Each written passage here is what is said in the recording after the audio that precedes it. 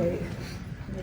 How did you feel like the team responded to what Coach Stoops said Saturday? I think we came out here and had a pretty good practice. I think we did some really good things. Both sides of the ball, defense gave us some really good looks. Offensively, I think we was able to really execute our schemes today, execute our plays, and just go out there and have fun. That's kind of what we've been doing. I think today was just a competitive, fun day. Guys on defense talking and we're talking, and guys are getting up and getting ready for the next snap. The biggest thing, though, that I've kind of took from what Coach Stoops said is, and it sticks with me a lot, I've been kind of using this saying a good amount since I got to college, is, everybody wants to be the man until it's time to be the man. And that's one thing I've always thought about, and not just on the field. I know he spoke about being a leader. I know he said guys need to step up, and that's just in all aspects of life. On and off the field, you got to continue to do your job and continue to be the best person you could be. And that's just something I've always been big on. Is if I want to be the man, I got to be the man on the field and off the field. I got to be the man in the classroom, in the room with the guys, in my position group, and then also on the field. So that's just one thing I've took from that, and I think our team responded today very well. As a transfer, how hard is it to immediately jump into one of those leadership roles? I assume you're trying to earn the respect of your teammates. You don't want to just assume that that's going to be a thing. Yeah, I've been saying that a long time. Sorry, I'm taking this off. I've been saying that a long time. I got to come in and earn the respect of my guys, earn the respect of my peers, and I continue to do that every day.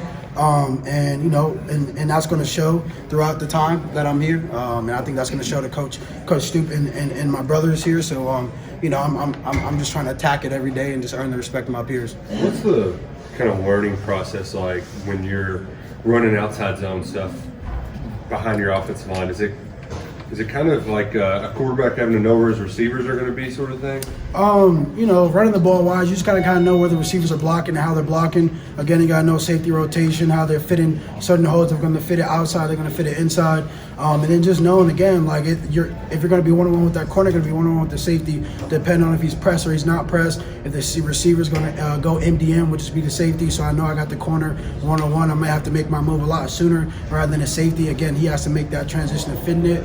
I think quarterback-wise too, you gotta know, our steps. Where I want the ball. If it's going to hit at 5 yards, hit at 7 yards. If I'm too wide, I'm too shallow. So it's a lot of things that go into outside zone. I think a lot of people assume that it's just to hand the ball off and run, but there's so many little details to it. And even if you're just one step wrong, things could hit differently. Ray, you talked about being the man. You kind of broke that down a little bit.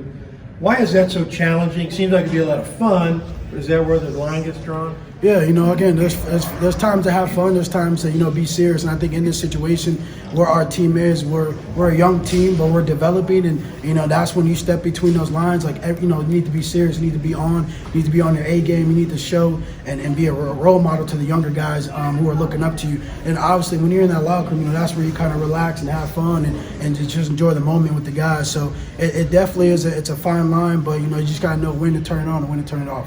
What have you seen from Jagger up in front? That you look for between the offensive line and what you're trying to do. Sorry. The synergy, the cohesiveness of the offensive line is trying to get that, and what you're trying to do with them. How difficult is that? I think again it's a cohesiveness. We got to be able to learn with each other.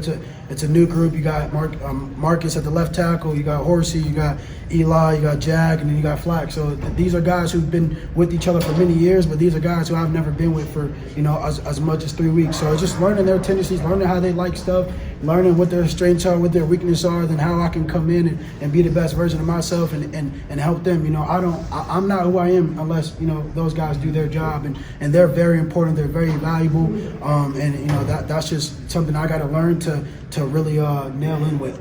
Liam really praised Jagger for his progress here lately. What are you seeing up in front of you with the work he's doing there at center? Yeah, no, I mean, Jagger's taking a big role. It's not hard. It's very hard to play center. You got to be able to make a lot of right calls. You got to be able to do what you need to do. So I praise Jagger a lot for stepping in and taking that position.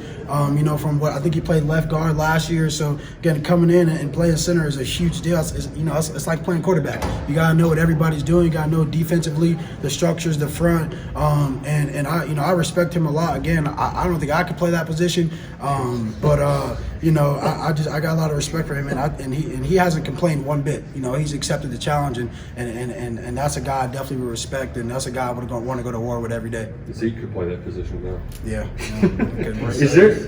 Coach Cohen said you had a big day today, though. Is there anything to that? Like, did you wake up feeling good, or is this more of a product of kind of the last 2 weeks starting to kind of get to know how this team flows? Definitely kind of getting to know how the team flows. You know, I wish I could wake up and just say, Ray, have a great day, because I do that every Saturday. I could probably win the Heisman. But nah, you know, I just came out, and like I said, I took what Coach Stoops said, and I took it to heart, and I knew that if I want to be the leader that I can be, if I want to be the guy that I can be, that I need to come out there and showcase that I can't take no days off. And I think today was just a step in the direction of, you know, trying to be the best version of myself and trying to show these guys that, you know, they came and I came here for a reason, and I can show that. Were any defenders giving you any particularly good hits or anything? Oh, I mean, definitely all the guys, really.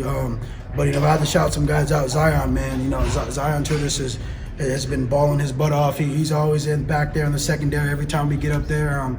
You know, Dion, obviously. But, you know, a person that's really been sticking out to me is, you know, Trev and D-Jack. You know, those two linebackers, man, you know, they're young and they're athletic and you know, all they do is ball, you know, and I think they're making me better because they're fitting certain gaps right. They're a pass protection. I mean, I lost to Trev, you know, but we've been going at it. You know, we got I think it's like 4-4 right now.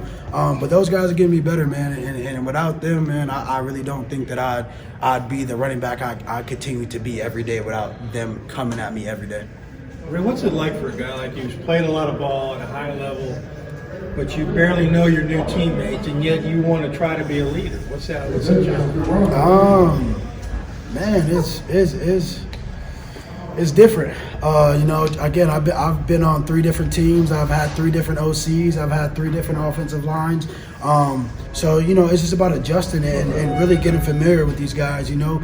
Any chance I get sitting down with them and eating with them, any chance I get talking to them in the locker room, any chance I get just in the huddle just talking to them, you know, you building that chemistry, building that relationship. That's just something that I needed to do to really understand what those guys see. And, you know, I will definitely say, and, you know, hopefully nobody comes at me for this, but, you know, this might be the best O-line that I've been around, you know, and I've been on 3 different teams.